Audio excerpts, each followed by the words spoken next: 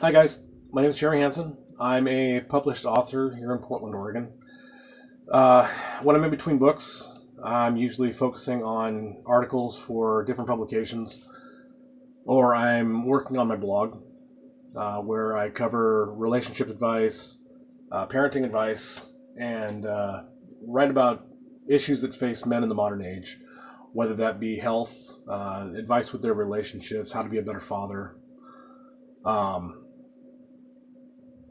or anything else that really comes to mind.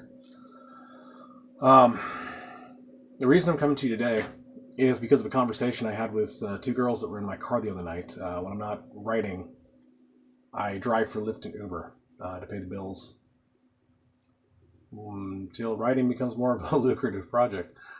But anyways, what the conversation was about was they were out of the bar. Her friend had just moved back to Portland, so they wanted to celebrate. And they were wondering why no men would come up and talk to them. So they wanted my advice. I tried to explain to them that, in this current political social climate with everything that's on Facebook, Twitter, YouTube, men really don't know how to approach the situation anymore. They don't You don't really know exactly what to say, what to do that's not going to come off as aggressive or creepy or rapey or however it's going to be viewed. And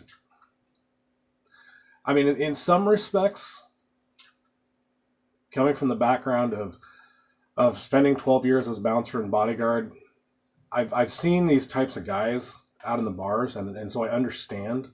I get it. I've protected girls from these types of guys.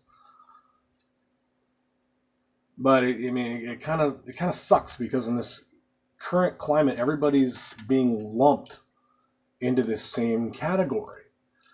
Everything you see in the news, especially with a lot of these extremist feminist groups that are out there right now, and I'm not just talking feminism, because feminism, strong, independent females out there in their workforce doing their equal part, getting an equal share, that's fantastic. That's great. But you've got so many of these groups out there right now hyping it all up and causing all this paranoia, this global freak out. That's just it's dividing us. It's not pulling us together. And it's making people not want to even associate with each other anymore. And it's not just the feminist groups. I mean, it's political groups. It's everybody, really. It's okay, not everybody. It's unfortunately it's a small minority that we're all listening to. It's a bunch of morons. But back to the issue at hand. Part of what we're dealing with is, I mean, especially right now with like the Metoo movement, and all of these sexual assault allegations that are out there. A lot very substantiated, but unfortunately, we're also getting many of these allegations in the mix now, where it's just people that are vindictive, and things didn't go their way, so they're going to go out there and they're going to make up these outlandish, ridiculous claims, and they're just instantly believed because we've got so many people saying it's like, it's okay, well, believe survivors, believe women just because they said it. Well, no, you have to have proof. You have to have verifiable proof. You have to have something. Somebody saw it. You filed a report. You did something. And a lot of that, unfortunately, and I hate to say it, falls on the victim. If something did happen, report it. Go to somebody. I know you're scared. I really know you're scared, and it sucks to be in that situation, but you have got to go to somebody that can help you. You've got to be able to find that somewhere deep within you to to go to a friend, go to a parent, go to the hospital if it's that severe. If you're really that afraid for your well-being, go to the police, but report it to somebody, because what you run into is that when you don't report that, then all you have is an allegation. You don't have any kind of proof. There's no video, there's no witness, there's no nothing. And so then you also run into this issue where now we are seeing this where, believe it just because they said it. Well, no, that doesn't work. But, it is a real issue. And I've had to watch it, and I've had to protect people from it. Because there are dirtbags out there on both sides. And it's not just men being sexually aggressive to women, it's women being sexually aggressive to men. A lot of times men just don't speak their mind about it as much. I don't know if it's seen as just not being macho to say you weren't cool with being grabbed the other night or what, but it happens to men too. I mean, for example, okay, 2 examples. One was back when I was 18 years old. I had spent the night at a friend's house, and I was heading home, went up to the bus stop, and got approached by a prostitute. Now she didn't really signify herself as a prostitute, aside from the fact that her pimp was standing like 2 feet away. Didn't show me her price list or anything like that. All she did was, walked up to me, toothless grin and all, and groped my crotch and said, I'd like me some of that. Yeah, it was a pretty nasty experience. But, I politely excused myself from the situation and walked another 3 blocks away to the next bus stop. Another experience I had was actually at a gay bar here in town. My ex-wife was performing in one of the shows. She had made friends with a lot of the drag queens. We both had. And so I had gotten to know the bartender really well. So I would usually sit up at the bar and have my drink, and we'd have some laughs. We both had the same name, so the guy sitting off to my left had gotten really drunk, and he was hitting on me the whole night. And I kept trying to explain to him, I was like, hey man, I'm flattered, but I'm straight. I'm here with a woman. I just have a lot of friends here. And he wouldn't take the hint. And so I tried to humor him. He even bought me a drink at one point during the night. And so I was being nice. I was carrying on a conversation with him while trying to focus more on my conversation with the bartender, because we were both, well, at least I had been in the bar industry, and him being in the bar industry, we had a whole lot of the same experiences. But at one point during the night, the guy that was hitting on me asked me if he could see my hand. And I'm thinking, oh God, what's this going to be? He's going to give me some little palm reading and, tell me that we're meant to be together. Well, no, that wasn't what happened at all.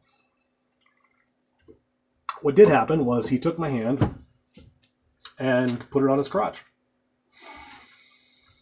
And I nodded and said, that's a hard penis. Okay. I put my hand back up on the bar and continued drinking. And the bartender fell over laughing. When he finally got back up, he said he had never seen a straight man be so nonchalant about something like that happening to him. But that's just who I am. I don't get I don't get emotionally, I don't overreact. I'm confident enough in my own sexuality that it doesn't freak me out, and I'm able to handle situations like that very calmly. And I don't know if that's because of the work that I did doing bouncing and bodyguard work, but it is what it is. Now on the female side of things, I have had to protect girls from either really aggressive pricks or guys that are very, very sneaky and creepy. The ones that I've had girls that I've had to quickly get out of the bar because somebody put a roofie in their drink or Hypnol, and I had to remind them of the same things I told them before we went into the bar. Is that never leave your drink unattended. Always leave it with a friend. If you go to the bathroom, I mean, if you've got me protecting you, then leave it with me. But no, never leave your drink unattended because there are these creeps out there. But the thing is that now in the media, it's getting so elevated, so brought into the light of day that it's starting to be looked at as this is the majority, not the minority. And that's exactly what it is that it's a minority. It's not everybody out there is trying to rape you. You have to be cautious, but don't be afraid to talk to people. Just keep your eyes open. The other problem that we're facing, and I've noticed this myself on dating websites because I'm recently trying to get back into the dating scene. Just recently divorced, but we've been separated for like 2 years. What I'm seeing is that as I'm going through these profiles is that so many of these women have kind of grasped onto this new age, this new idea of non-monogamy and polyamory, which if that's what you're into, if that's what you want, great. But excuse me, make that very clear before you get into a relationship, because it's not fair to get into an emotionally devoted situation with somebody and then say 6 months down the road go, okay, well, I love you, but I like screwing other people. It doesn't work. Funny thing about polyamory, and there's so many people out there that think it's like, oh, this is like this is an age-old idea. It's been passed down through the ages. Everybody's been doing it. No. I mean, in one respect or another, yeah, humanity, we've always, at least, I mean, if you're not like devoutly religious, then, because there's a whole bunch of different ideals there. But humanity, we've always looked at sex as, we gotta get our jollies off. And so, you look back to the Romans and the Greeks, and, they always believed in some kind of free sex, orgies, all that. But I mean, that creates a whole different scenario of problems, because, you get into things like that, and that can bring down an empire, which it has. It brought down the Roman Empire, jealousy. Pius Constantine found his wife in bed with a bunch of his soldiers and started some crusades. But anyways, I'm getting way off topic here. Polyamory. Polyamory itself, the phrase wasn't even coined until 1997. And it all came from a movement that was started back in the 1970s called polyfidelity, which was brought on by a religious cult called the Christu Commune. So people that follow polyamory are following the ideals of a religious cult. Which, whatever. I mean, it is what it is. If you're into that, you're into that. Just communicate. Be straight with your partner. Don't do what my ex-wife did, which was, a small part of why we broke up. You know, she started cheating on me a lot.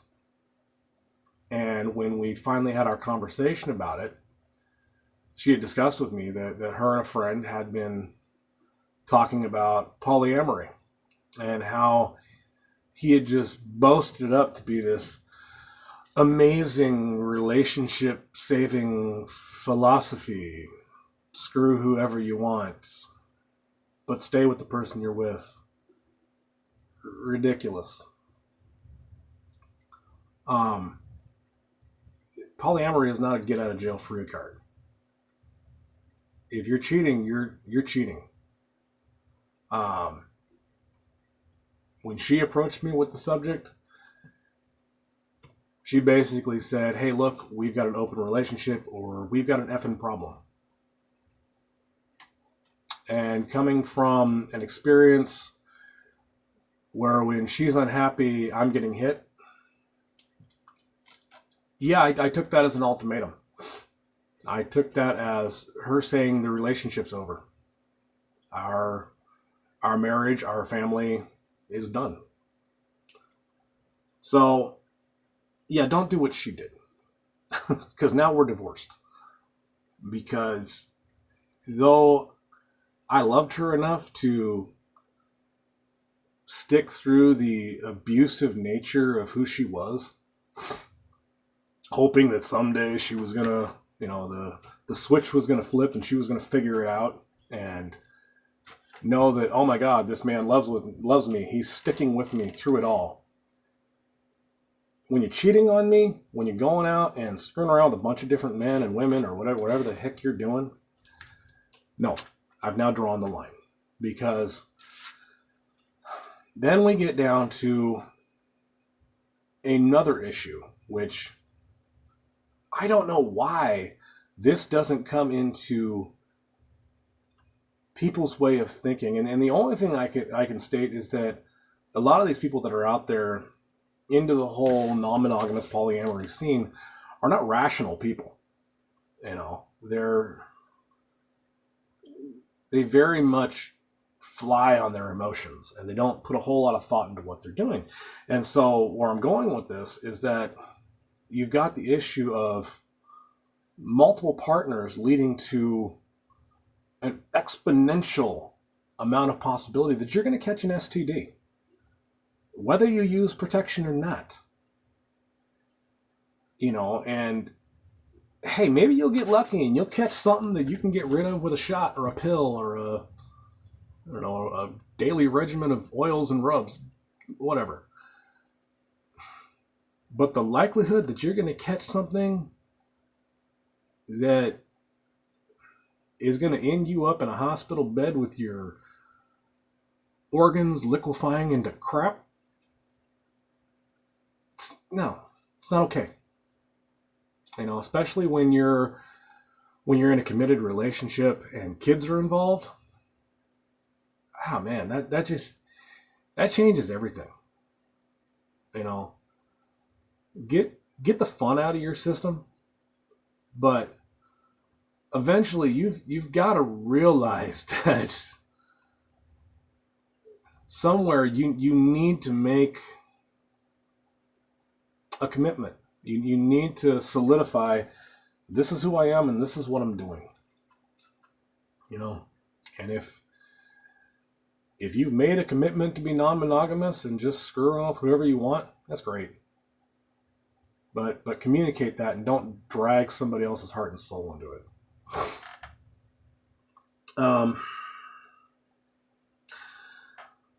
So yeah, that being said, that's kind of where we are in this current social relationship climate. It's pretty crazy, and I hope that, well, I know that eventually it's all going to settle down, and at least the majority of people are going to wise up.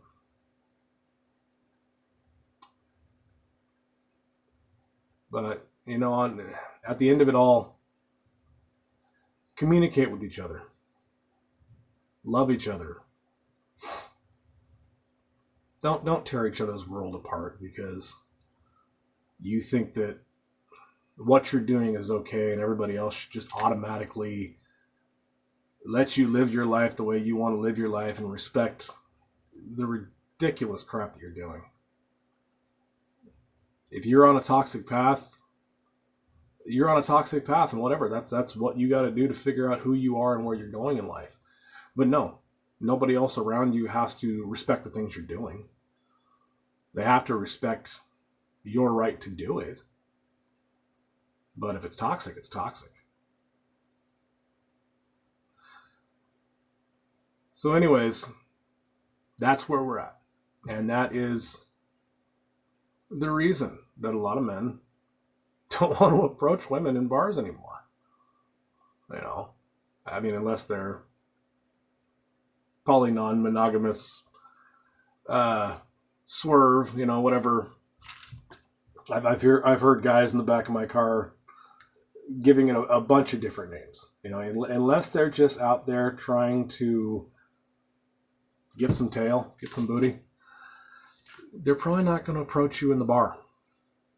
You know, you find them in a better venue. Find them through a friend. Find them through a club, not a nightclub, like go take dance classes or go take a knitting course. I know some guys are into that. I don't know what kind of guy you're going to pull out of there, but go join one of those groups, Events and Adventures. You know, the camping trips or the bungee jumping or whatever. Anyways, whatever you're into, you're going to find somebody that fits that mold of what you're looking for. Just be careful out there. Don't give up hope. And be a good person. You'll find a good person. I'm still hoping I will. All right. Love you guys. Bye.